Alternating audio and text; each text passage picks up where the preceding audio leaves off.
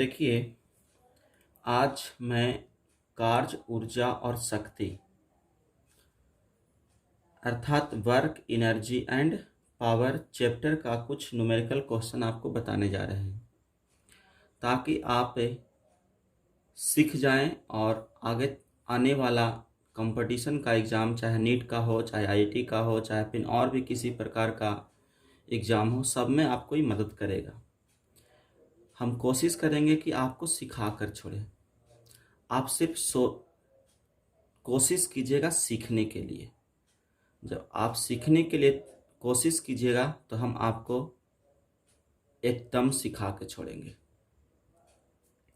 देखिए, कुछ क्वेश्चन है तो न्यूमेरिकल बनाते हैं कैसे, सबसे पहले ये जानते हैं कि कोई भी फिजिक्स का न्यूमेरिकल हो या केमिस्ट्री का न्यूमेरिकल हो, बनाएंगे कैसे। न्यूमेरिकल बहुत आसान होता है, बस विद्यार्थी इसको टफ समझ लेते हैं।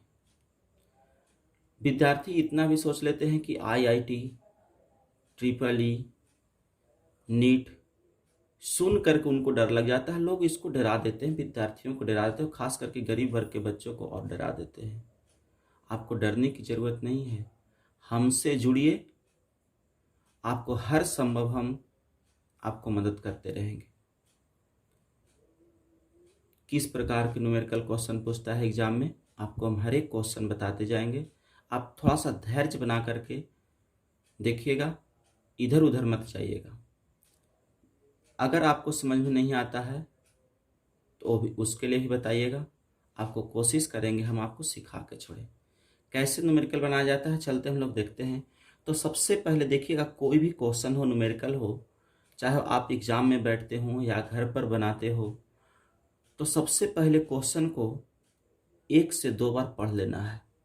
वो भी इस प्रकार की स्थिति बना के पढ़ना है ताकि आपको एक एक के लाइन समझ में आते जाए। जैसे हम आपको पढ़ के सुनाते हैं, एम द्रव्यमान का एक गतिशील गुटका। मतलब एक गुटका है जिसका द्रव्यमान है एम। कितना है? एम है। दूसरा है 4m,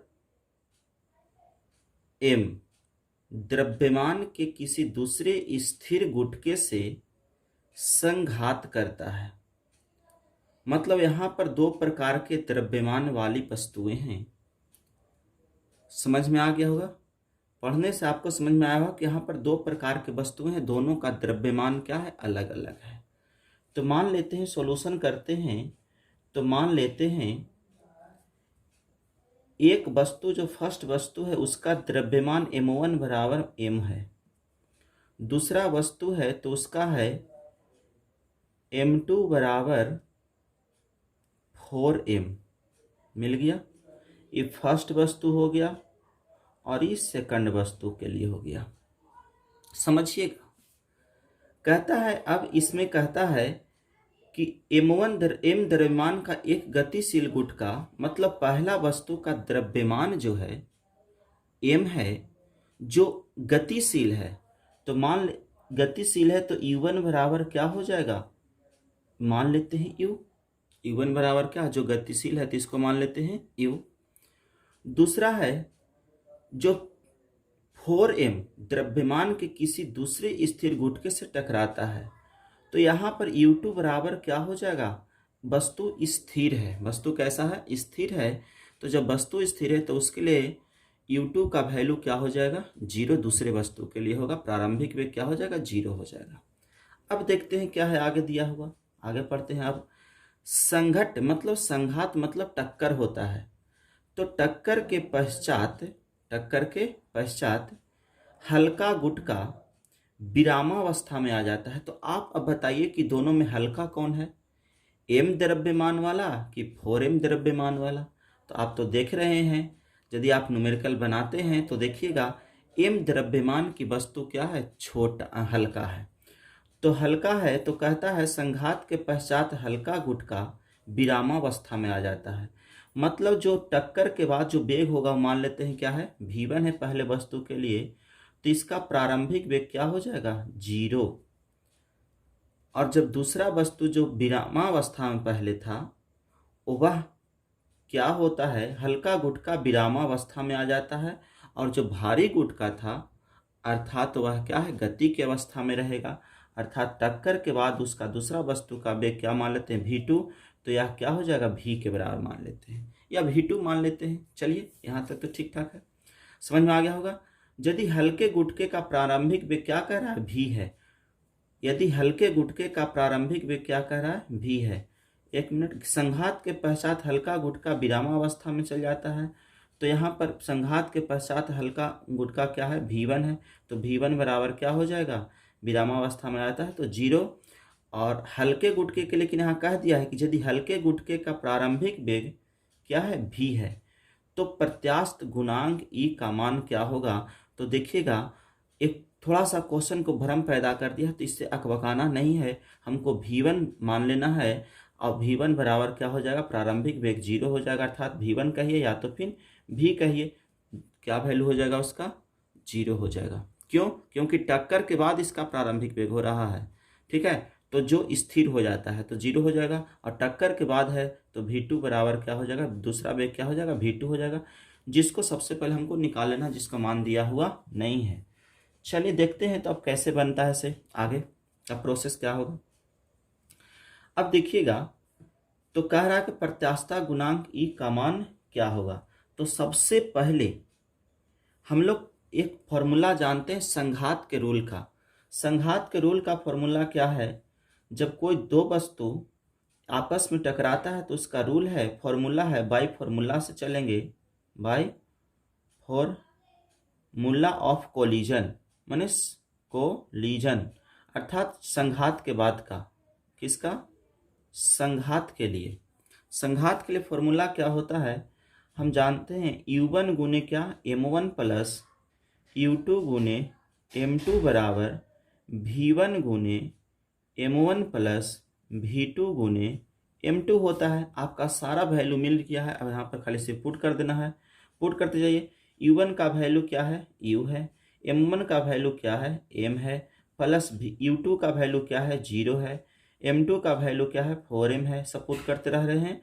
v1 का वैल्यू क्या है आपके पास में, 0 है, इंटू m1 का वैल्यू क्या है, m है यहाँ से, और v2 का वैल्यू क्या है, v2 निकालना ही है, m2 का वैल्यू क्या है, 4m है। इस प्रकार से आपका ऑपरेशन करके क्या आ जाएगा, 4m इज इक्वल टू, तो 0 हो जाएगा, ये भी 0 हो जाएगा, v2 इंटू 4m हो जाएगा। बताइए यहाँ से v2 का आप वैल्यू निकाल सकते हैं कि नहीं, तो v2 बराबर क्या हो जाएगा, 4m बटा, सॉरी um है, ये u है, um बटा 4m हो जाएगा, क्या हो जाएगा, 4m, m से m कट सकता है तो आपका वैल्यू क्या हो जाएगा, u बाई कितना हो जाएगा, 4, किसका वैल्यू, v2 का वैल्यू आपका निकल गया। जब v2 का वैल्यू निकल गया तो अब हमको निकालना है किसका, देखिए क्या कर रहा है, तो प्रत्यानयन गुणांक ई का मान क्या होगा।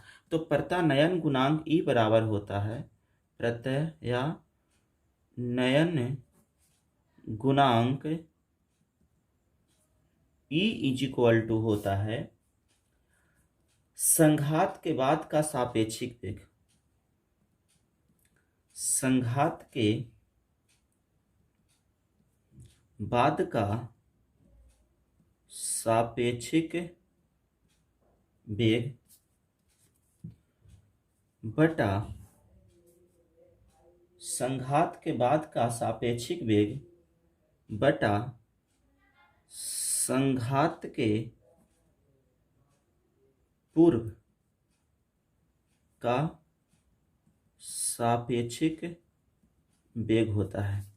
तो देखिए संघात के बाद का सापेक्षिक वेग क्या हो जाएगा, v2 माइनस क्या हो जाएगा, v1, और संघात के पूर्व क्या था, u2 माइनस u1, बड़ा में से क्या करेंगे, छोटा को, तो v2 यहाँ पर कितना है आपका, u/4 आया है, माइनस v1 का वैल्यू कितना है जरा देख लीजिए, 0 है, बटा उसके बाद u2 का वैल्यू कितना है, 0 है, माइनस हो जाएगा u1 का वैल्यू क्या है, u है। अब इसको ऑपरेशन करते हैं तो क्या होता है, u/4 बाई माइनस u, इस प्रकार से आपको क्या हो जाएगा, u से u कट जाएगा, अर्थात क्या हो जाएगा, -1/4, u से u काट दीजिएगा तो -1/4, अर्थात वैल्यू आपका क्या हो जाएगा, 0.025 0.25 हो जाएगा, 0 पॉइंट क्या हो जाएगा 25 आपका ये आंसर हो जाएगा। क्या हो जाएगा आपका ये आंसर? तो ऑप्शन खोज लीजिए, कहीं पर है तो बी में ऑप्शन है, तो आंसर आपका क्या हो जाएगा बी हो जाएगा। तो आपने देखा कि किस प्रकार से न्यूमेरिकल बना। बस आपको एक बार नहीं, इस न्यूमेरिकल को बार बार देखिए, बार बार देखिए और बनाने की कोशिश कीजिए, अपने से बनाने की कोशिश कीजिए। एक बार समझ लीजिए, उसके बाद कॉपी कलम उतारिए, क्वेश्चन उतारिए और उसके बाद बनाने की कोशिश कीजिए। ठीक है, इस प्रकार से और भी आपके पास में क्वेश्चन मिलेगा, हम आपको देते जाएंगे। ओके, देखिएगा इसको। इसके बाद देखिए अगला क्वेश्चन आपका है। अगला क्वेश्चन है, ये भी नीट का क्वेश्चन है, पूछा हुआ क्वेश्चन है। कहता है कि किसी कण पर 4I + 3J न्यूटन बल लगने पर, तो देखिए यहां पर दे दिया 4I + 3J न्यूटन, मतलब आपको यहां पर क्या दिया हुआ है, न्यूटन जैसे ही कह देता है आपका बल दिया हुआ है F बराबर 4I + 3J न्यूटन लगने पर वह बिंदु -2I + 5J से बिंदु 4J + 3K तक विस्थापित हो जाता है। मतलब समझ गए होंगे कि दो बिंदु है, एक बिंदु A है और एक बिंदु क्या है B है। बिंदु A का मान कितना है 2I + 5J है और बिंदु B का मान कितना है 4J + कितना है 3K है। ओके, बात समझ में आया होगा। तो बिंदु A से B तक विस्थापित होता है, बिंदु कहाँ से A से B तक विस्थापित होता है। तो दोनों के बीच कितना दूरी का गमन हुआ, तो आप इसको कैसे निकाल लेंगे, ए बी निकालिएगा तो कैसे निकालिएगा, इसको b माइनस क्या कर दीजिएगा a, मतलब b में से a को घटा देना है। तो कैसे क्या होगा, विस्थापन आपका क्या हो जाएगा ए बी, अर्थात a b में से a को घटा देंगे या a में से b को घटा देते हैं। ठीक है, तो घटाने के बाद आपका कुछ न कुछ वैल्यू आपका आएगा। देखिए आपको घटाने के बाद कौन सा वैल्यू आएगा, चलिए घटा के देखते हैं। ओके, तो घटाने तो आता होगा, वेक्टर का घटाओ तो आप लोग के आता होगा। अगर नहीं आता होगा तो देखिएगा किस प्रकार से ये जो है से घटता है। ओके, देखिएगा थोड़ा सा कैसे कैसे घटाएंगे से। ठीक है, तो यहां पर b का वैल्यू क्या है आपका 4J है, अब प्लस कितना है 3K, माइनस कर देंगे -2I + 5J। इसको देखिएगा तब 4J + 3K माइनस माइनस ये हो जाएगा +2I माइनस प्लस माइनस हो जाएगा 5J। इसको ऑपरेशन करते हैं तो J में J कहीं पर है, हाँ है यहाँ पर, तो क्या हो जाएगा -J हो जाएगा। 4 में से 4 में से 5 जाएगा, कितना बचेगा -J, प्लस कितना हो गया 3K और प्लस कितना हो गया 2I। अब इसको आपको सजा देना है, पहले I उसके बाद J उसके बाद K। सजा देने से क्या होगा, आपको आगे चल करके दिक्कत नहीं होगा। ये आप देख लिए होंगे कैसे विस्थापन आपका निकला। तो आपको विस्थापन का वैल्यू निकल गया। अब देखिए क्या कहता है, से विस्थापित हो गया तो विस्थापन का वैल्यू निकल गया, मतलब एस का वैल्यू आपको निकल गया कितना 2I - J + 3K, आपका एस का वैल्यू निकल गया। अब क्या कहता है, से पढ़िए आगे, इस प्रक्रिया में बल द्वारा किया गया कार्य कितना होगा। तो आप जानवे करते हैं कि कार्य बराबर क्या होता है, वर्क = होता है बल गुने विस्थापन होता है। बल गुने क्या होता है विस्थापन, वो भी वेक्टर फॉर्म में है। तो क्या लिखेंगे इसको, तो ये अदिश गुणनफल होता है। तो अदिश गुणनफल में क्या हो जाएगा 4I + 3J dot product 2I - J + 3K। बल का वैल्यू पुट कर दिए, फोर्स का, विस्थापन डिस्प्लेसमेंट का वैल्यू पुट कर दिए। अब देखिए इसको गुना करते हैं। गुना शॉर्ट में आप लोग पढ़े होंगे, वेक्टर यदि पढ़े होंगे, यदि आप ISC में हैं, 11th क्लास क्लियर आपका हो चुका है, आप पढ़ चुके हैं चैप्टर को, तो आपको वेक्टर का रूल पता होगा। इस स्थिति में क्या होता है, I के साथ I का गुना करते हैं तो 4 दूनी कितना होता है 8, 4 × 2 अर्थात 4 × 2 = 8। इसके बाद J को J के साथ करते हैं, J को J के साथ, तो क्या हो जाएगा -3। यहाँ पर के का वैल्यू है 3 कोफिशिएंट में, यहाँ के पर नहीं है, के नहीं है, तो उस स्थिति में क्या हो जाएगा, के का वैल्यू 0 हो जाएगा। तो 8 में से क्या चल जाएगा 3, तो क्या हो जाएगा 5। यही आपका आंसर हो जाएगा इतना जूल। 5 जूल आपका क्या हो गया, आंसर हो गया। ऑप्शन इसको दिया रहेगा तो आप पकड़ लीजिएगा कितना आंसर होगा, तो 5 जूल होगा।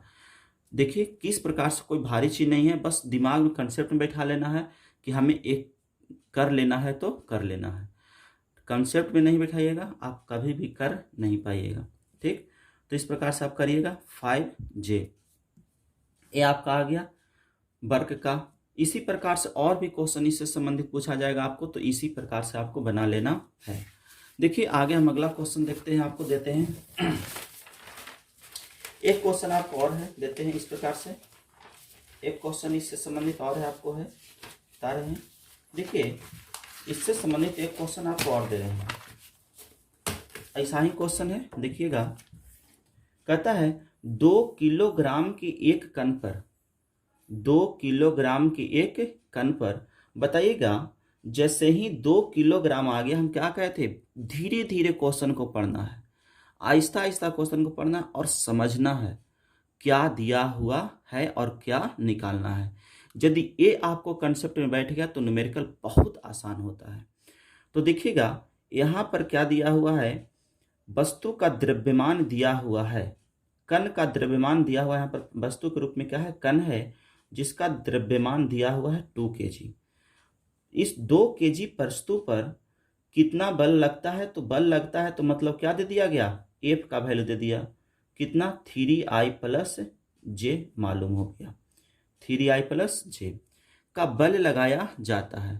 कण 2I प्लस के से 4I प्लस 3J माइनस के तक विस्थापित होता है। मतलब देखिए इसमें भी क्या हुआ, विस्थापन हो गया। जैसे उसमें देखे थे विस्थापन निकाले थे, उसी प्रकार से इसमें भी विस्थापन निकाल देंगे। ए से बी तक के विस्थापन कितना हुआ, तो इसके विस्थापन निकालने के लिए उसी प्रकार से करेंगे, क्या करेंगे, बी में से ए को घटा देंगे।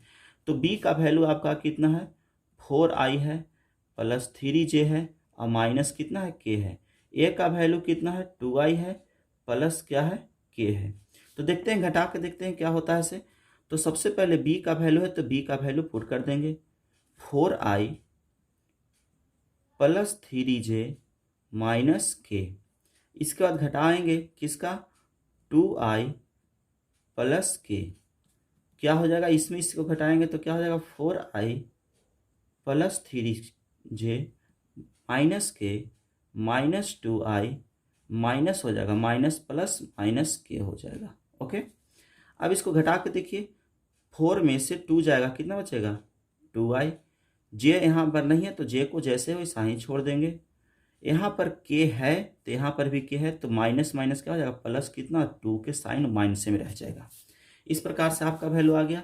तो बताइए यहाँ से आपका विस्थापन का वैल्यू कितना आ गया, 2I प्लस 3J और माइनस 2K आया ना।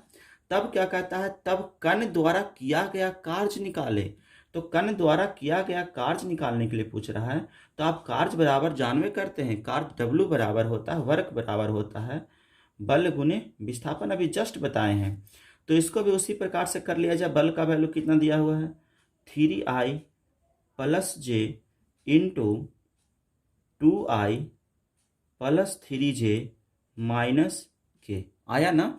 तो ऐसे क्वेश्चन को कैसे, तो इस प्रकार से ऐसे क्वेश्चन है तो इसको गुना कर देंगे। तो अभी जस्ट बताए थे, I को I के साथ 3 दूनी कितना होता है, 6 होता है, मतलब 3 2 जा कितना हो जाएगा, 6 है। I का I के साथ हो गया। अब जे के साथ करना है तो 3 इंटू 1 कितना हो जाएगा, 3। यहाँ पर के है लेकिन यहाँ पर के नहीं है, तो इसका वैल्यू क्या हो जाएगा, 0। अर्थात आपका आंसर कितना हो जाएगा, 6 3 9 जूल आंसर आपका हो जाएगा। क्या हो जाएगा, 9 जूल आपका आंसर हो जाएगा। समझ में आ गया होगा।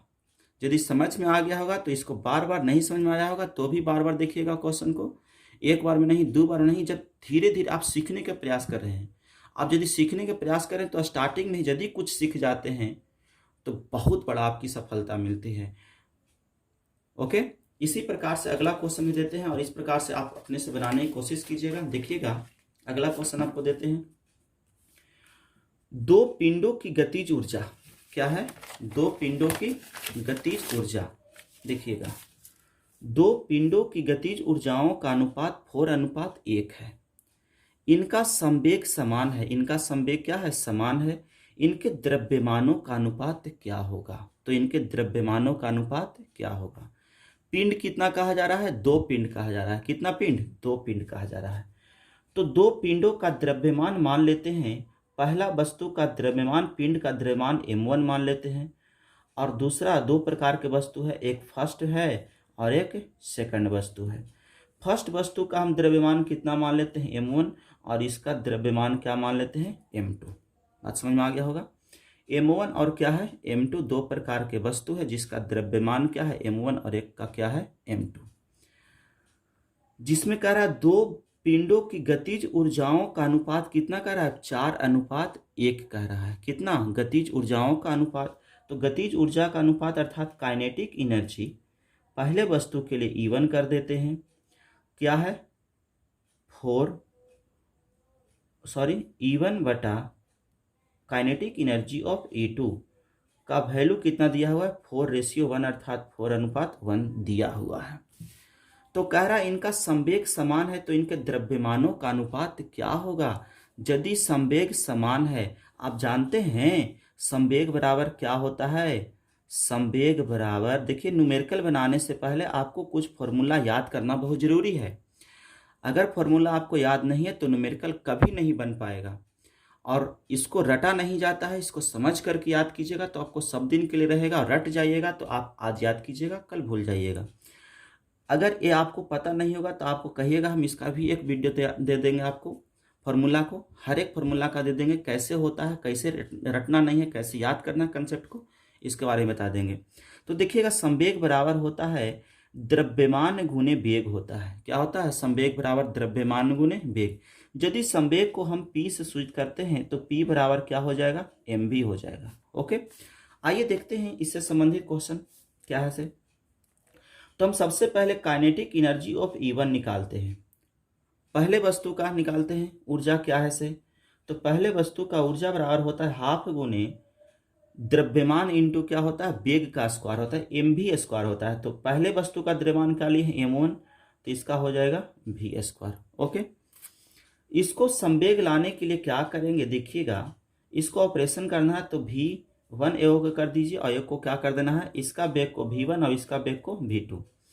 तो ये v1 जो हो गया, तो इसको अपने मन से हमने क्या किया, कुछ ऑपरेशन को बढ़ाने के लिए m1 से गुना किए हैं तो m2 से भाग भी दे दिए हैं, डिवाइड किए। इस स्थिति में आपका क्या आ जाएगा, हाफ इंटू m1 गुने v1 के होल स्क्वायर हो सकता है, m1 गुने m1 क्या, m1 का स्क्वायर, v1 के स्क्वायर, तो m1 इंटू m1 को क्या कर देंगे, m1 इंटू v1 के होल स्क्वायर हम इसको कर सकते हैं, बटा क्या बच जाएगा, m1 बच जाएगा, बच गया। अब दूसरे वस्तु के लिए निकालते हैं। तो दूसरे वस्तु के लिए क्या हो जाएगा, काइनेटिक एनर्जी E2 बराबर half into m2 into v2 के स्क्वायर हो जाएगा। बात समझिएगा। अब यहाँ पर क्या हो जाएगा, तो एक मिनट इसको थोड़ा सा और देख लीजिएगा। हाफ इंटू इसको क्या माने हैं, p माने m गुने v, तो दोनों का संवेग समान है, तो इसके लिए m1 इंटू v1 के लिए भी और m2 इंटू v2 के लिए भी, तो इसके लिए p के स्क्वायर बटा क्या हो जाएगा आपका m। यहाँ पर देखिएगा इसको भी हमने उसी प्रकार से कर दिया, m2 गुने क्या है, v2 के स्क्वायर है, तो m2 से गुना और m2 से क्या कर दिए, डिवाइड कर दिए, मतलब भाग दे दिए। एक क्या हो जाएगा, half into m2 into v2 के स्क्वायर बाई क्या बच जाएगा आपका, m2। यहाँ पर देखिए तो दोनों संवेग समान है, तो इसको भी हम क्या कह सकते हैं, p कह सकते हैं ना, तो p बाई क्या हो जाएगा, p² बाई m2 हो जाएगा। अब इस प्रकार से दोनों का ऊर्जा का मान निकल गया, काइनेटिक एनर्जी ऑफ E1 और काइनेटिक एनर्जी ऑफ E2। कितना कितना आ गया, half into p² by m1 और इसका आ गया half into p² by m2 आ गया। इसका वैल्यू आपको दिया हुआ है कितना, 4/1। ये हाफ से हाफ कट जाएगा, p² से p² कट जाएगा, बच जाएगा कितना, 1/m1 बटा 1/m2। अर्थात आपका क्या आ गया, 1/4 = m2/m1। तो बताइए m2 बटा क्या हो गया, m1, तो आपको से पूछा जा रहा है क्या M1 रेशियो M2 ना कि M2 रेशियो M1, नहीं, M1 रेशियो M2 पूछ रहा है, दोनों वस्तु का द्रव्यमानों का अनुपात, तो लगातार ना। तो उस स्थिति में M1 बटा M2 बराबर क्या होगा, तो इसको चेंज किए तो इसको भी क्या हो जाएगा, चेंज हो जाएगा, तो 1 कितना हो जाएगा 4। अर्थात इस स्थिति में M1 रेशियो M2 बराबर क्या हो गया 1:4 आपका आंसर हो गया। ये तो ऐसे लॉन्ग मेथड से बन गया। क्या आप इतना लंबा बनाइएगा तो क्या नीट का तैयार निकाल सकते हैं या कोई भी कंपटीशन आपसे निकल सकता है? नहीं, आपसे पहले कोई बना करके बैठ जाएगा। देखिए इसके लिए हम आपको एक शॉर्ट तरीका दे रहे हैं। जहां भी ऐसा क्वेश्चन आप देखिए, जहां भी ऐसा क्वेश्चन आप देखिए तो उसको सीधा क्या कुछ नहीं करना है। यदि ऊर्जा का अनुपात दिया हुआ है, किसका अनुपात, यदि ऊर्जा का अनुपात दिया हुआ है, द्रव्यमान का अनुपात पूछ रहा है, तो सीधे उसका उल्टा कर रहा है, जो आपको यहां से प्रूफ होकर मिल रहा है। क्या मिल रहा है, यहां से प्रूफ होकर के मिल रहा है क्या, E1 बटा E2 बराबर क्या होगा M2 बटा M1 हो जाएगा। ओके, M2 बटा क्या होगा M1, अर्थात E1 बटा E2 क्या होगा, E1 बटा E2, जस्ट चेंज हो रहा है। अगर यही हम कह देते हैं M1 बटा M2 तो आपका वैल्यू क्या हो जाएगा E2 बाई क्या हो जाएगा E2 बाई E1 हो जाएगा। अर्थात M1 के लिए E2 और M2 के लिए दोनों के लिए एक ही हो गया, सॉरी, M1 के लिए E2 और M2 के लिए क्या हो जाएगा E1 हो जाएगा। तो आप इस प्रकार से आपका एक ट्रिक हो गया, आप एक शॉर्ट में इसको कंसेप्ट को बैठा के रखिएगा, एक बन जाएगा आपका कंसेप्ट, याद रहेगा तो कंसेप्ट आपका कहीं दिक्कत नहीं होगा, एकदम बन जाएगा। ठीक है, इस प्रकार से और भी इससे रिलेटेड क्वेश्चन पूछेगा, और भी किसी प्रकार से क्वेश्चन पूछ सकता है। यदि संवेग समान है तो कह दिया तो इसके द्रव्यमानों का अनुपात क्या होगा, संवेग समान है तो इनको द्रव्यमान का अनुपात दिया हुआ तो ऊर्जा का अनुपात कितना हो जाएगा। इस प्रकार से भी आपसे क्वेश्चन पूछा जा सकता है। ओके, तो इस प्रकार से यदि क्वेश्चन आपको पूछता है तो आप इसको कंप्लीट कर लीजिएगा इस कंडीशन पर। ठीक है, देखिए और भी अगर क्वेश्चन होगा तो इस प्रकार से आपको हम क्वेश्चन देते जाएंगे। ठीक है, इस प्रकार से एक वीडियो को आप जैसे इस प्रकार से हर एक क्वेश्चन को आप गहराई से पढ़िए, डिटेल अध्ययन कीजिए। जहां भी प्रॉब्लम होता है हम आपके साथ में हैं, आपको कहीं दिक्कत नहीं देंगे, बस आपको हमारा साथ चाहिए। आप हमारे साथ जुड़िए और जुड़ करके हमारे साथ मिलकर के पढ़ाई कीजिए, आपको कहीं पर प्रॉब्लम नहीं होगा। जहां भी न्यूमेरिकल आप फंसते हैं हमको से कंसल्ट कीजिए, आपको हम बताएंगे। Okay, best of luck, thanks.